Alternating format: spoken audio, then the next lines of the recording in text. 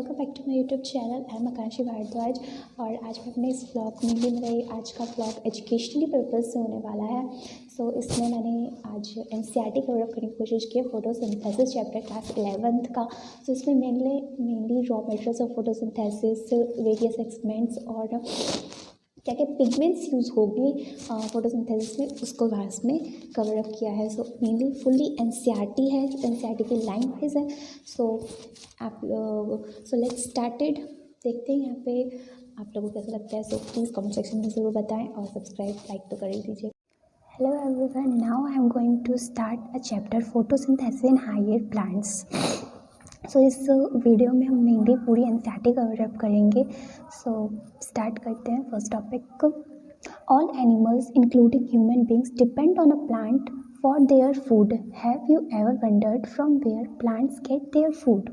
Green plants in fact have to make or rather synthesize the food they need. All over organisms depend on their needs. Green plants carry out photosynthesis. Photosynthesis now here इस lines का कहने का मतलब हो रहा है कि all animals, सारे के सारे एनिमल्स या फिर ह्यूमन बींग जो हमारे अर्थ पे जो भी प्रेजेंट है वो सब के सब खाने के लिए सिर्फ प्लांट्स पे ही डिपेंड है। हमारे प्लांट्स और ग्रीन प्लांट्स जिसमें बहुत ज़्यादा ही इसमें रेदरली सिंथेसिस करता है फूड का, जो कि हम लोग को ज़रूरत है। हमारे ऑर्गेनिज्म है सारे के सारे उसी पे डिपेंड है। ग्रीन प्लांट्स मेनली कैरी करता है फोटोसिंथेसिस। ग्रीन प्लांट्स अपना खाना कैसे बनाएगा? फोटोसिंथेसिस के माध्यम से बनाएगा। Mainly topic is coming from there photosynthesis. Photosynthesis हम लोग क्लास 6 से ही पढ़ते आ रहे हैं। नाउ अब क्लास 11th में है, थोड़ा अलग तरीके से जानते हैं। एक फिजिको केमिकल प्रोसेस, एक ये फिजिको केमिकली प्रोसेस है जो कि लाइट का यूज़ करके हम लोग के लिए ऑर्गेनिक कंपाउंड को सिंथेसिस करके हमारे लिए फूड्स बनाता है प्लांट में।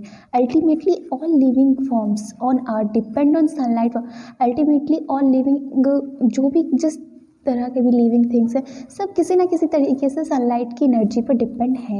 Use of energy from sunlight by plant doing photosynthesis. हमारी को इन सारी एनर्जी को, मतलब जो भी सनलाइट से एनर्जी आता है वो प्लांट यूज़ करता है as a photosynthesis form in the basis of life on earth. Photosynthesis is important due to 2 reasons. 2 reasons की वजह से फोटोसिंथेसिस बहुत ज़्यादा ही इम्पॉर्टेंट है। इसका फर्स्ट होता है कि वो प्राइमरी सोर्स है फूड ऑन अर्थ, और हमारे अर्थ पे ये प्राइमरी सोर्स है। और दूसरा, it is responsible releasing oxygen. It's a must important because without oxygen we can not exist in our earth. ये प्रोवाइड करता है, रिलीज़ करता है ऑक्सीजन हमारे एटमॉस्फेयर में। किसके द्वारा? तो ग्रीन प्लांट्स के द्वारा। Now here the question, how you ever thought what would happen if there no oxygen to breathe? क्या होगा जब हमारे इन्वायरमेंट में ऑक्सीजन नहीं होगा? सब इमेजिन कर ही सकते हो कि क्या हो सकता है हमारे जब ऑक्सीजन प्रेजेंट नहीं होगा। वी कांट लाइव बिकॉज हम लोग सांस ले रहे हैं because of presence of oxygen. This chapter is focus on a structure of photosynthesis mechanism and various reaction that transfer light energy to chemical. इस चैप्टर में मेनली हम लोग यही पढ़ेंगे कि लाइट एनर्जी से केमिकल एनर्जी में कैसे कन्वर्जन होता है, उसमें क्या रिएक्शंस होते हैं और क्या क्या होता है। Now let's move forward. What do we know?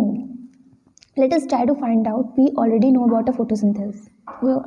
Obviously we all already know because class 6 से पढ़ते आ रहे हो। Some simple experiments you have done earlier classes have showed a chlorophyll। हाँ, और एक मेन बात मैंने पहले चैप्टर्स का नहीं किया है बिकॉज मेनली मैंने फोटोसिंथेसिस किया क्योंकि ये बहुत पहले से टॉपिक्स पढ़ते आ रहे हैं। ज़्यादा जानने में इस पर डिफ़िकल्टीज़ नहीं होगी, इससे मैंने टॉपिक ये वाला लिया था। If you like my study way, मतलब जैसे मैं पढ़ा रही हूँ वैसे कर रही हूँ, अगर आप लोगों को पसंद आए please comment on comment box कि मैं नेक्स्ट वीडियोस डालूँ कि नहीं डालूँ। Please go through this. Now let's you have carried out the experiment to look for starch formation 2 leaves. 2 तरह के लीव्स में स्टार्च फॉर्मेशन का होता है, एक वर्जिनेटेड लीफ और दूसरा कि एक partially covered with a black paper that one has expose to light. मतलब एक वर्जिनेटेड लीफ लेंगे और दूसरा जो कि पार्शियली कवर्ड कर देंगे एक ब्लैक पेपर से, उस पर लाइट्स का छाया भी पड़ने नहीं देंगे। On testing these leaves for starch it was clear that photosynthesis occurred only a green parts of the leaves in the present.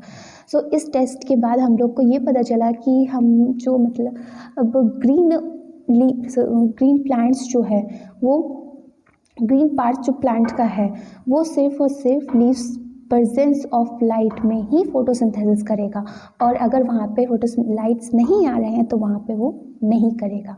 Now another experiment you may have carried out is the half experiment. और other जो experiment है वो carry करता है half leaf experiment, where a part of leaf is enclosed in a test tube containing some KOH soft cotton, potassium hydroxide soft cotton, जो कि absorb करता है CO2। Now while other half is expose to air. और हाँ, एक और point मैं यहाँ पे बताना चाहूँगी आप लोगों को कि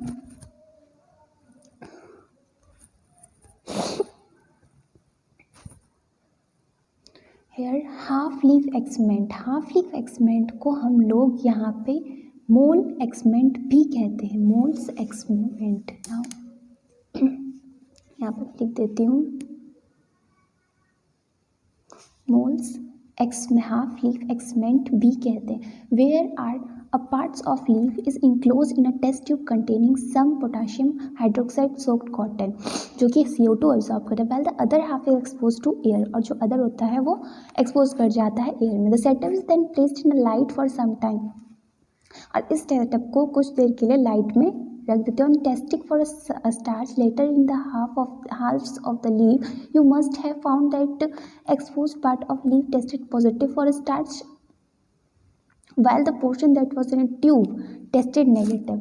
जो कि हम लीफ जो था, जो कि मतलब बाहर ऐसे एक्सपोज कर रहे थे, वो उसमें स्टार्च हम लोग का पॉजिटिवली दिखाया, बट जो हम लोगों ने ट्यूब में डाला था वो नेगेटिवली दिखाता है। This show that CO2 was required photosynthesis. इस वजह से हम लोग को क्या पता चल जाता है कि CO2 जो है वो भी फोटोसिंथेसिस रिक्वायर्ड करता है। So here is the topic is coming from the मतलब मेन पॉइंट्स आता है कि रॉ मटेरियल्स ऑफ फोटोसिंथेसिस क्या क्या है। सो raw materials of photosynthesis carbon dioxide, water, light and chlorophyll है। सो आप लोग चाहे तो लिख सकते हैं, नोट डाउन कर सकते हैं अपनी रफ नोटबुक पे। Raw materials carbon dioxide, water, light, chlorophyll सब जानते हैं। और फोटोसिंथेसिस में carbon carbon bonds are formed in a form of glucose using light energy. It's another थोड़ा सा अलग पॉइंट्स है।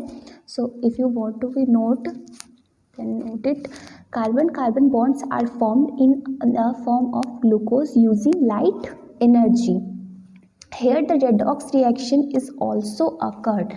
It means chemosynthesis process is वहाँ पे होता है कीमोसिंथेसिस, जिसमें फ्यू बैक्टीरिया ओनली प्रेजेंट्स होते हैं। लाइक एग्जांपल्स में हो जाएगा आप लोग का नाइट्रीफाइंग बैक्टीरिया एंड थायोबैक्यूलस। वहाँ पे एग्जांपल्स में हो जाएगा नाइट्रीफाइंग बैक्टीरिया और थायोबैक्यूलस। मैं इस एनसीईआरटी कवर अप करते करते कुछ ऐसे टॉपिक्स, कुछ एक्स्ट्रा टॉपिक्स जो होगा वो भी बताते जाऊँगी, जिससे आप लोग का 1 घंटे में पूरा का पूरा कवर अप करने की मैं पूरी कोशिश करूँगी। So now let's move on forward. An early experiment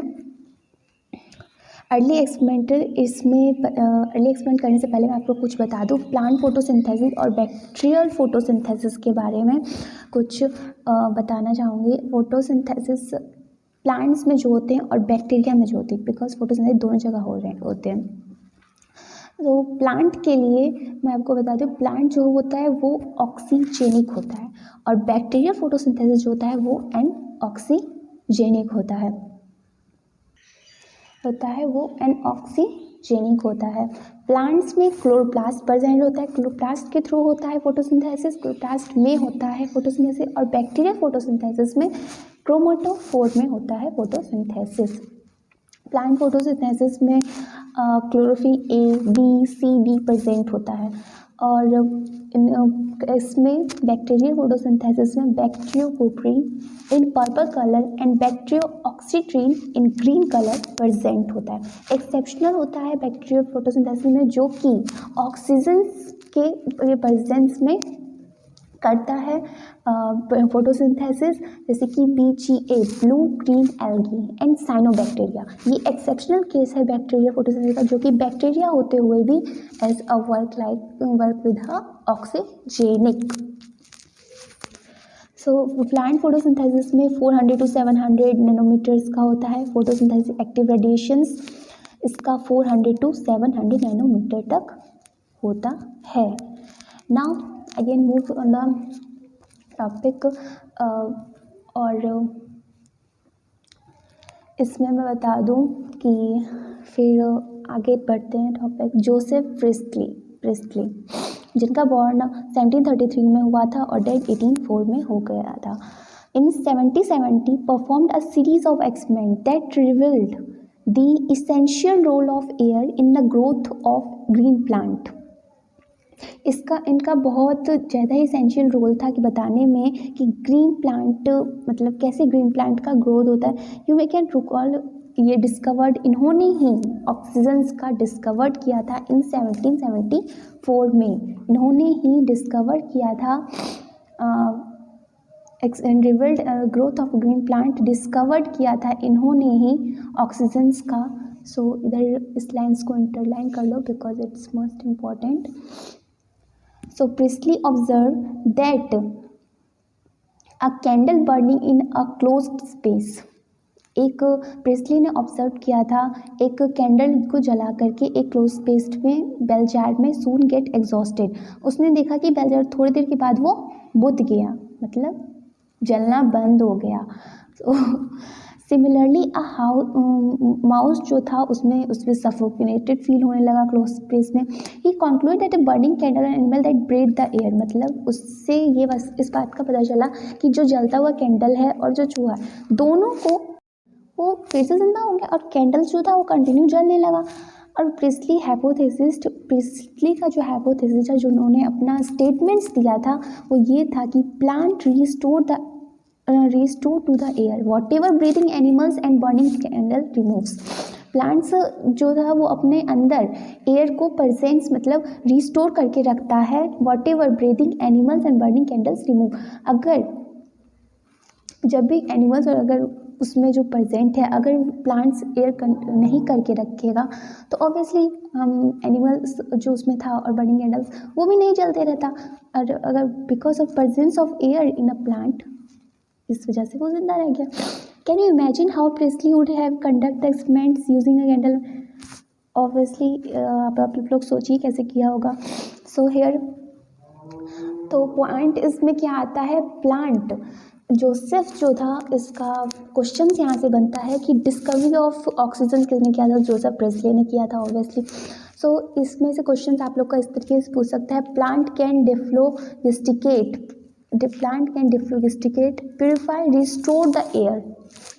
ये स्टेप से ये 3 वर्ड्स जो हैं dephlogisticate, purify, restore the air, ये बात किसने कहा था, तो जोसेफ प्रिस्टली ने कहा था।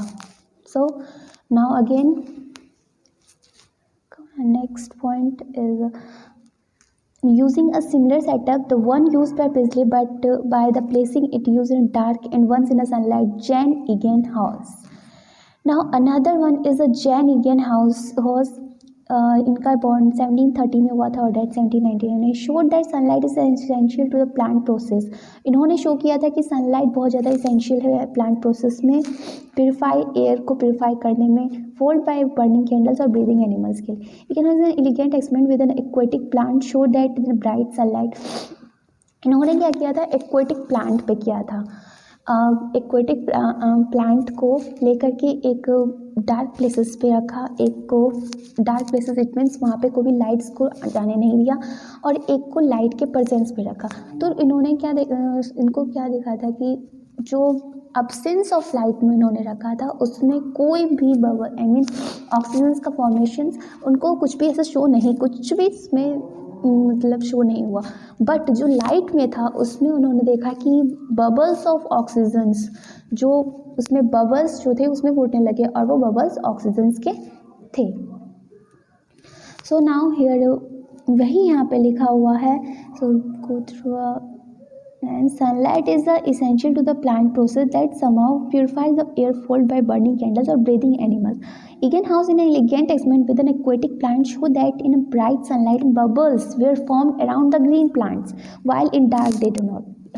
तो मैंने अभी ये बताया जैसे कि बबल्स उसमें फॉर्म हुआ था जो कि ग्रीन प्लांट्स के अराउंड में वो फॉर्म हुआ था, बट डार्क प्लेसेस में जो था वो ग्रीन प्लांट्स के अराउंड में बबल्स भी फॉर्मेशन नहीं हुआ. Later identified bubbles to be an oxygen, hence he show that only green plant part of the plants could release oxygen. सिर्फ और सिर्फ ग्रीन प्लांट ही ऑक्सीजन रिलीज करेंगे. It was not until about 1854 that Julius von Sack provided evidence for production of glucose when plant grows. So next आते हैं अब हमारे Julius von सैक्स. जूलियस वॉन सैक्स जिन्होंने कहा था कि glucose in a plant stored होते हैं as a form of starch. Plants में ग्लूकोज मतलब किस फॉर्म में स्टोर्ड होते हैं, तो as a form of starch. तो इन्होंने यही कहा था glucose is usually stored as a starch. His latest study showed that the green substances in a plant's chlorophyll as we know it now is located in special bodies later called chloroplast. तो chloroplast जो इसमें present है वो एक special bodies हम कह सकते हैं जिसमें ग्रीन पिगमेंट्स क्लोरोफिल प्रेजेंट होते हैं, ग्लूकोज इसमें सिंथेसिस, ग्रीन पिगमेंट जो क्लोरोफिल है उसमें ग्लूकोज का सिंथेसिस होता है और इसमें स्टोर्ड होता है एज अ स्टार्च फॉर्म में. इसका सिंथेसिस होता है और स्टोर्ड किस फॉर्म में होता है, सो स्टार्च फॉर्म में स्टोर्ड होता है. तो इसकी लाइंस यहाँ पे क्वेश्चंस बनते हैं कि ग्लूकोज प्लांट में किस फॉर्म में स्टोर्ड होते हैं, तो ऑब्वियसली स्टार्च फॉर्म में स्टोर्ड होते हैं. ये बात किसने कही, तो जूलियस वॉन सैक ने कही. स्पेशल बॉडीज किसे कहते हैं प्लांट्स में, कौन है, तो क्लोरोप्लास्ट है. इसका ग्रीन पिगमेंट क्या होगा, क्लोरोफिल होगा. सो ग्लूकोज सिंथेसिस कहाँ होता है, तो क्लोरोफिल में होता है. बट हाँ, अगर ये कहे कि ग्लूकोज सिंथेसिस प्लांट के कौन सा स्पेशल बॉडीज में होता है, तो ऑब्वियसली क्लोरोफिल नहीं, उस टाइम क्लोरोप्लास्ट का ऑप्शन चूज करना है. समटाइम्स क्लोरोफिल और क्लोरोप्लास्ट जैसे बहुत लोग कंफ्यूज हो जाते हैं, तो on that time choose option chloroplast. So Julius von Sachs के बारे में यहाँ पे कहानी ख़त्म होती है. नाउ अगेन उसके बाद आते हैं कौन, कॉर्नलिस वैन नील.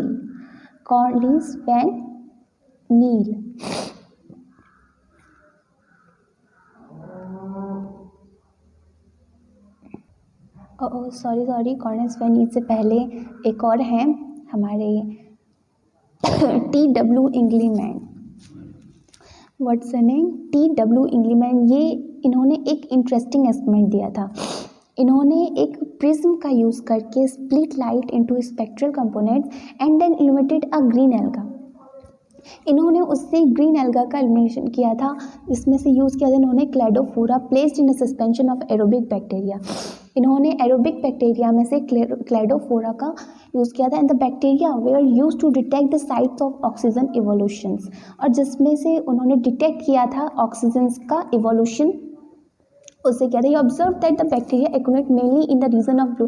और इन्होंने एक्यूमुलेट किया कि जो बैक्टीरिया है वो मेनली रेड और ब्लू पार्ट्स ऑफ प्लांट मतलब स्प्लिट स्पेक्ट्रम पे ही करते हैं. A first action spectrum of photosynthesis was thus described. It resembles रफली the absorption of spectra of chlorophyll a and b. इन्होंने रिजेंबल्स किया था कि स्पेक्ट्रा पे ए और बी का ही रिजेंबल्स होता है और ब्लू और रेड स्प्लिट स्पेक्ट्रम पे. By the middle of 19th century, the key of plants photosynthesis fairly known, namely that could use light energy to make carbohydrates from CO2 and water. इन्होंने mid 19th century में बोला था कि light energy जो कि photosynthesis में जो use होता है उसके मीडियम से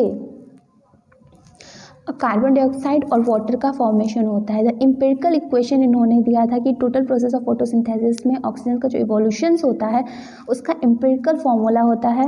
सो एम्पिरिकल फार्मूला CH2O होता है जिसमें कार्बन डाइऑक्साइड और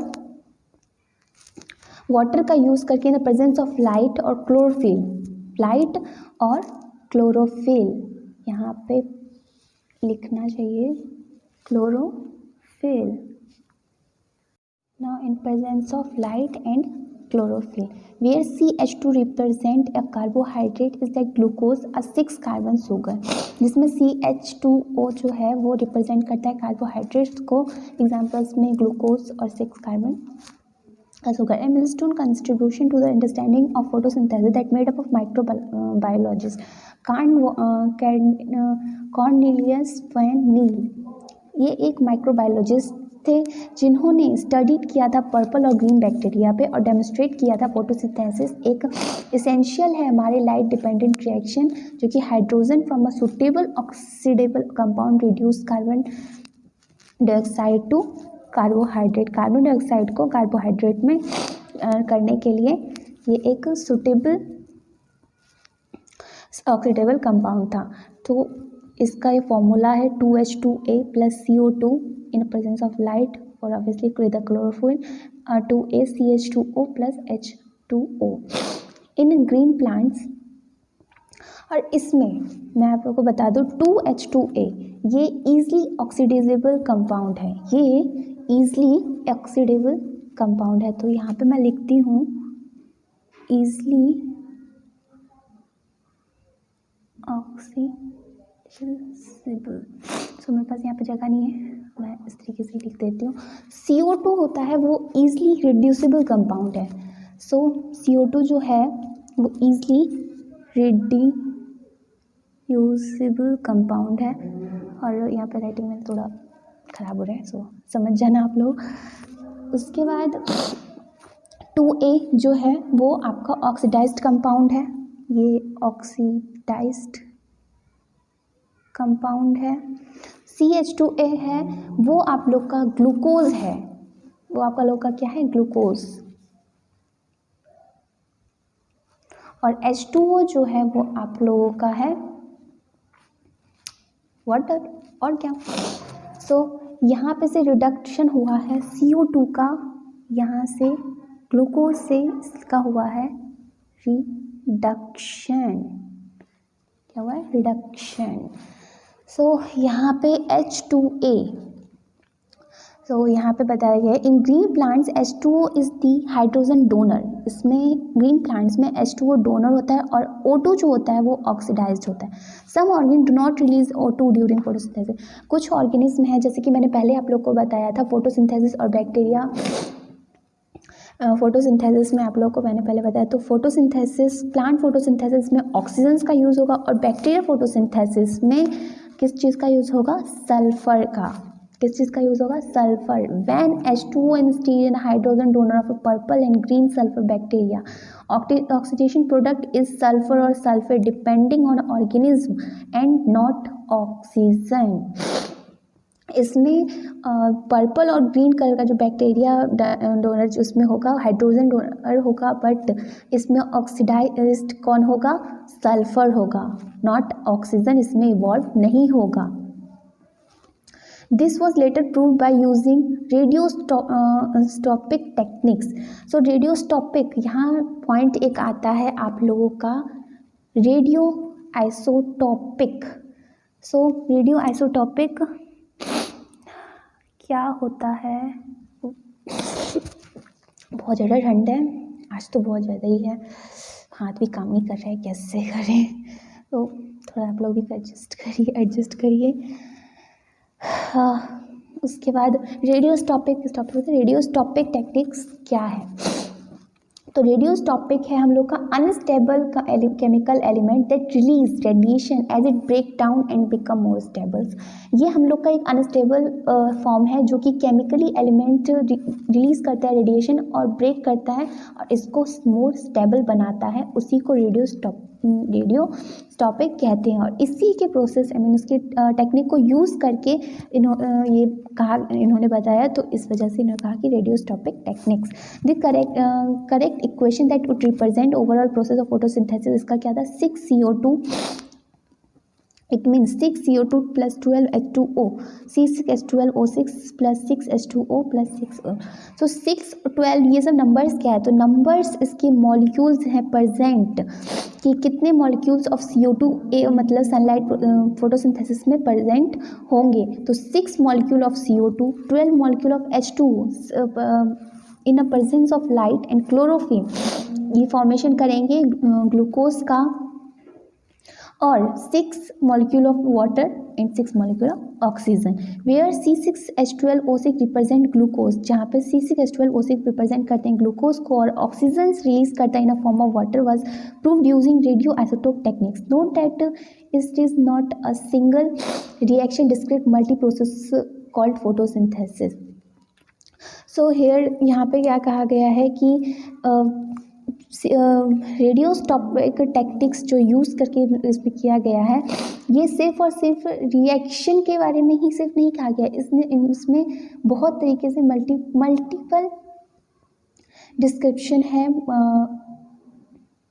यहाँ पर थोड़ा ब्लड हो रहा है आई थिंक, सो हाँ अब ठीक है।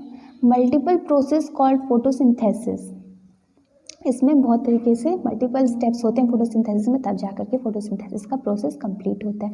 Can you explain why 12 molecules of water as substrates are used in equation given above? क्या बता सकते हैं कि 12 मॉलिक्यूल्स ऑफ वाटर सबस्ट्रेट क्यों यूज़ किया गए हैं उसमें?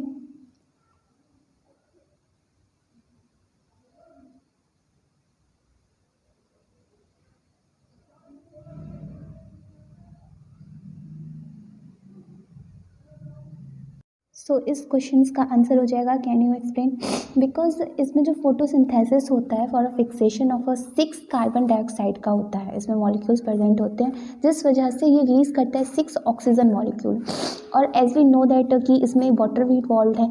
So what therefore for the evolution of a 6 molecule of oxygen we definitely require 12 molecules of water, because अगर 6 मॉलिक्यूल ऑफ ऑक्सीजन वहाँ पे प्रेजेंट हो रहा है तो उसमें 12 मॉलिक्यूल ऑफ वाटर उसको इसेंशियल होगा फोटोसिंथेसिस के प्रोसेस में।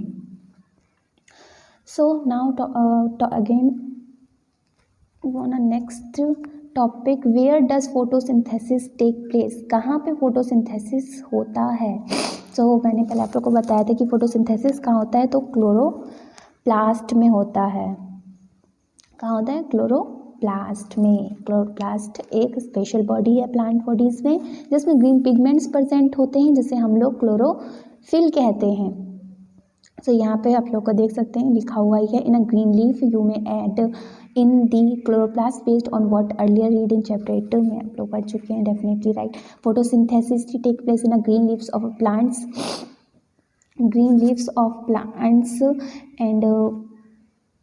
and it does so also in other green parts of a plant. Can you name some other parts of photosynthesis में आकर?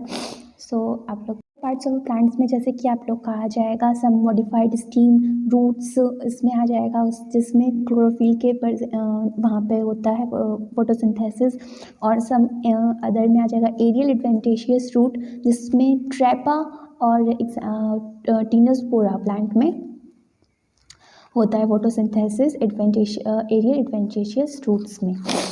सो इस पॉइंट को जो मैं बोल रही हूँ उसको नोट डाउन कर लें। Now you would recollect from previous until that the mesophyll cells in leaves have a large number of chloroplasts. Mesophyll cells में large number of chloroplasts present होते हैं। Usually chloroplasts allowing the optimum quantity of the incident light, मतलब mesophyll cells जो होते हैं वो walls पे वो optimally quantity of incident light को वो लेते हैं। When do you think that chloroplasts be aligned with their flat surface parallel to the walls? Then would they perpendicular to the incident line? So ये कुछ questions के बारे में मैं लास्ट में आप लोग को सारा एनसीईआरटी का क्वेश्चंस नेक्स्ट वीडियो में अगर आप लोग बोलेंगे तो मैं उसे कर दूँगी। तो नाउ आगे बढ़ते हैं बिकॉज टाइम बहुत ज़्यादा ही कम है। Now you have study the structure of chloroplast in chapter with in the chloroplast there is a membranous system consisting of grana. इसमें मेम्ब्रेस सिस्टम होता है जो कि कंसिस्ट करता है grana, stroma, lamellae and fruit stroma. There is a clear division labour with the chloroplast. इसमें clear division है कि क्लोरोप्लास्ट के साथ क्या क्या है इसमें प्रेजेंट होते हैं। ग्रेना होता है, स्ट्रोमा, लैमेला होता है, फ्रूट स्ट्रोमा होता है, जो कि मेम्ब्रेन सिस्टम रिस्पॉन्सिबल होता है हम लोग का ट्रैपिंग करने में light energy for a photosynthesis, और उसमें एटीपी और NADPH का फॉर्मेशन में करने में वहाँ पे हेल्पी सिंथेसिस करने में भी यूज़ होता है। स्ट्रोमा इंजाइमेटिक रिएक्शन है, इनकॉर्पोरेट करता है हम लोग का कार्बन डाइऑक्साइड को। प्लांट लीड करता है फोटोसिंथेसिस ऑफ अ शुगर विच, जो कि हम लोग का स्टार्च में कन्वर्ट करता है। The former set of an action since they directly call light driven light reaction.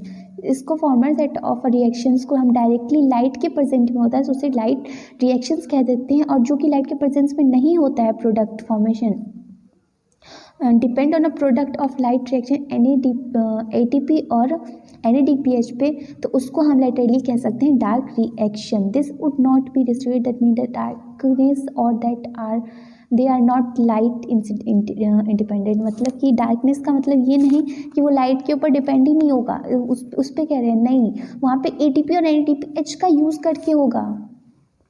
Light reactions में ATP और NADPH का जहाँ पे यूज़ हो रहा है हम उसको भी कह सकते हैं डार्क रिएक्शन। लाइट नहीं है बट ATP उसमें जो एनर्जी प्रेजेंट है उसमें ऑलरेडी जो स्टोर्ड हो रखा है उसी का यूज़ करके जो प्लांट से करता है उसमें डार्क रिएक्शंस उसे हम लोग कह सकते हैं। यहाँ पे डायग्रामेटिक दिया हुआ है आप लोग का आउटर, इसमें आउटर मेम्ब्रेन का है, इनर मेम्ब्रेन है, स्ट्रोमा लैमेला है, ये स्ट्रोमा लैमेला, उसका ग्रेना देख सकते हैं आप लोग, स्ट्रोमा, राइबोसोम्स।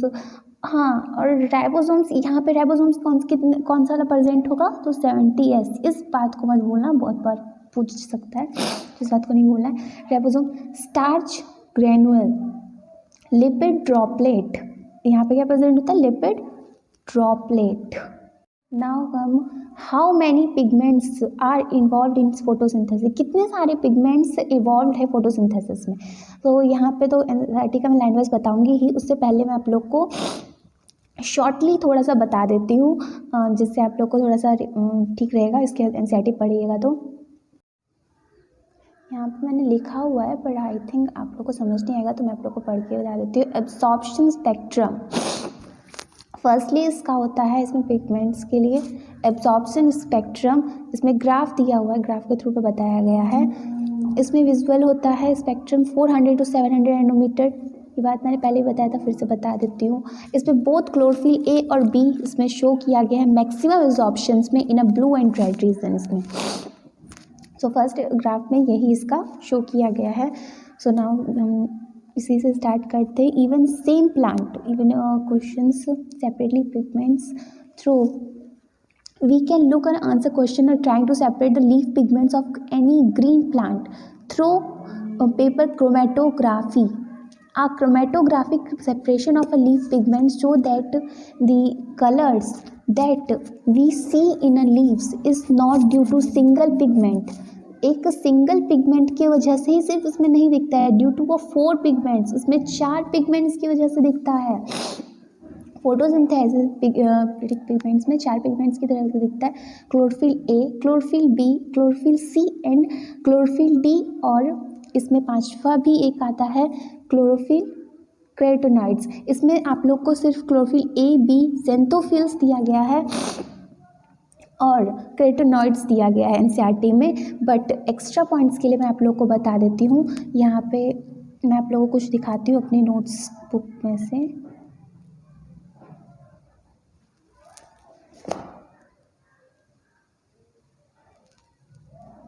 ये नोट्स बुक्स में यहाँ पे लिखा हुआ है फोटोसिंथेटिक पिगमेंट्स, जो मैंने लिखा है क्लोरोफिल A जो होता है वो यूनिवर्सल होता है, प्राइमरी फोटोसिंथेटिक पिगमेंट्स है, ब्लू ग्रीन एल्गी इसमें होगा, फोटोसिंथेटिक होगा, प्रोटिस्टाज में मेनली इसका प्रेजेंट होगा, और इसका एल्गी क्या होगा, एंजियोस्पर्म होगा, इसका एल्गी क्या होगा, एंजियोस्पर्म होगा। क्लोरोफिल B है, हाइयर प्लांट लाइक कैरेक्टर्स में आएगा, एल्ग्यूना, green algae and higher plants. Chlorophyll C जो है वो डाइटॉम्स, डाइनोफ्लैजिलेट, ब्राउन एल्गी। सो ये सब एक्स्ट्रा थोड़ा पॉइंट्स है जिसको याद कर लेना है, नोट डाउन कर लेना है, बिकॉज क्वेश्चंस में घुमा फिरा के इस टाइप से पूछ सकता है।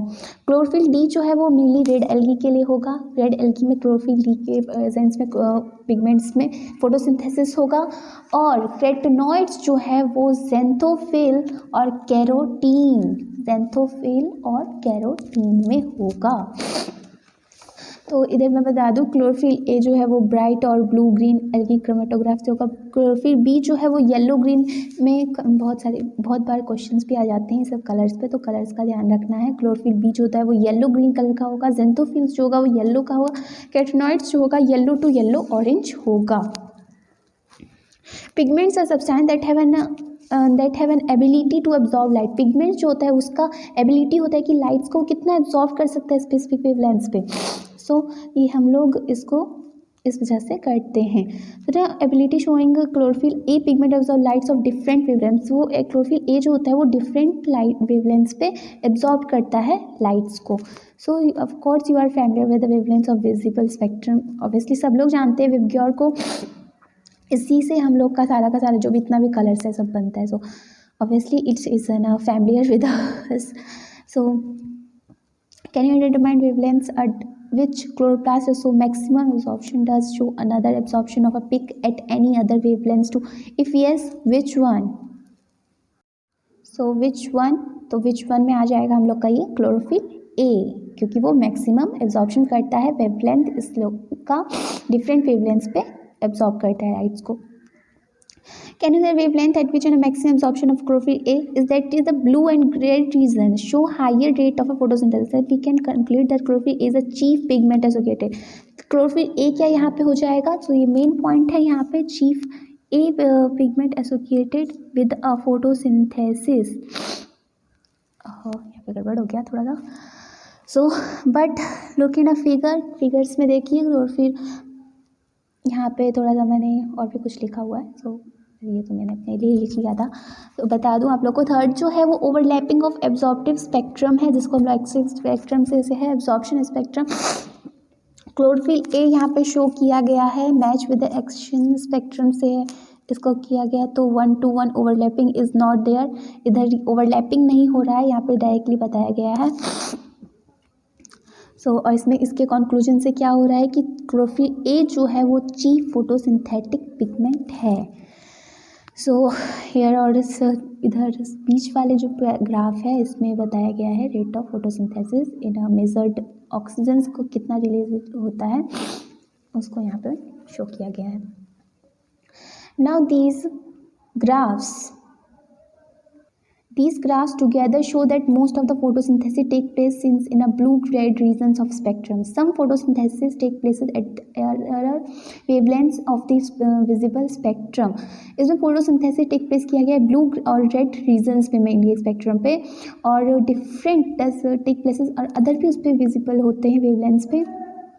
But chlorophyll is the major pigment है रिस्पॉन्सिबल ट्रैपिंग लाइट के लिए। तो other thylakoid pigments like chlorophyll a b xanthophylls carotenoids which are SST pigment. SST pigments हम लोग का क्या क्या आ जाएगा, जो कि थैलाकॉइड पिगमेंट्स में प्रेजेंट होते हैं, chlorophyll b xanthophyll and carotenoids SST pigments. Note this point, SST pigments in thylakoid pigments, chlorophyll B, xanthophylls, chlorophyll A नहीं होगा, chlorophyll A जो होगा वो चीफ एसोसिएटेड पिगमेंट है। सो रिमेंबर इट, ये वो चीफ है, ये SST है। Also absorb light transfer of energy to chlorophyll a. ये सारे के सारे जो हैं वो एब्जॉर्ब करते हैं लाइट को, ट्रांसफर करते हैं एनर्जी क्लोरोफिल ए को जितना उसको ज़रूरत है उसके अनुसार। Enable wider range of wavelength of incoming light utilised. ये लोग ये एनेबल नहीं होता है कि ज़्यादा से ज़्यादा वेवलेंथ्स को ये लोग ट्रैप करें और लाइट को करें, बट ये प्रोटेक्ट करते हैं क्लोरोफिल ए को फ्रॉम फोटो ऑक्सीडेशन के लिए, ये लोग इस क्लोरोफिल ए को प्रोटेक्ट करते हैं। सो नाउ टॉपिक यहाँ पे इसका टॉपिक कंप्लीट होता है। सो नेक्स्ट टॉपिक हम लोग का होगा लाइट रिएक्शंस।